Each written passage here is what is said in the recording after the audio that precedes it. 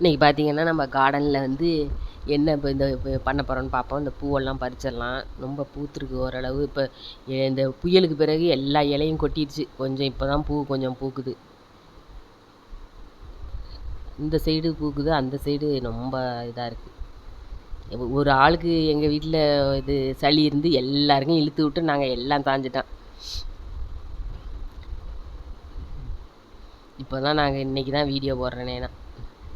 இந்த பாருங்கள், இந்த இலையெல்லாம் எடுத்து நாங்கள் இது பண்ணி குடித்தது தான். சரியான பாடு இல்லை. இந்த ஓமவல்லி இலை பூரா காலி பண்ணிட்டோம். இவ்வளோ பூ கிடச்சிருக்கு நம்மளுக்கு. இப்போ இந்த இது சிவப்பு பொன்னாங்கண்ணி இருக்குது, அதை நம்ம அறுவடை பண்ணிடலாம் அன்னைக்கு.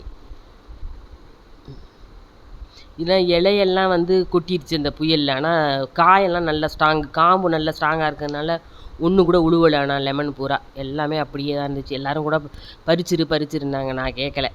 அப்படியே எல்லாத்தையும் வச்சுட்டேன். ஆனால் அப்படியே இருந்துச்சு, ஒன்று கூட உழுவலை. இங்கே பாருங்கள், அப்படியே இருக்குது. ஆனால் நம்ம இதை கழனி தண்ணி மட்டும்தானே ஊற்றுறோம், அது நல்ல ஸ்ட்ரென்த்து இருக்குது. இதில் பாருங்கள், மணத்தக்காளி கீரை, புளிச்சக்கீரை, இது மணத்தக்காளி கீரை, இது புளிச்சக்கீரை,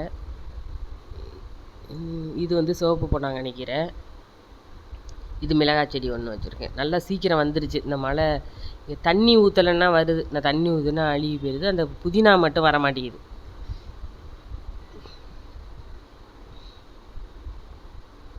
இந்த பாருங்கள், லெமனு நல்ல ஸ்ட்ராங்காக, காம்பு நல்ல ஸ்ட்ராங்கு. இல்லைன்னா பொதன்னு கொட்டி போயிடும்ல. இது நல்ல காம்பு நல்ல ஸ்ட்ராங்காக இருக்கனால அப்படியே இருக்குது.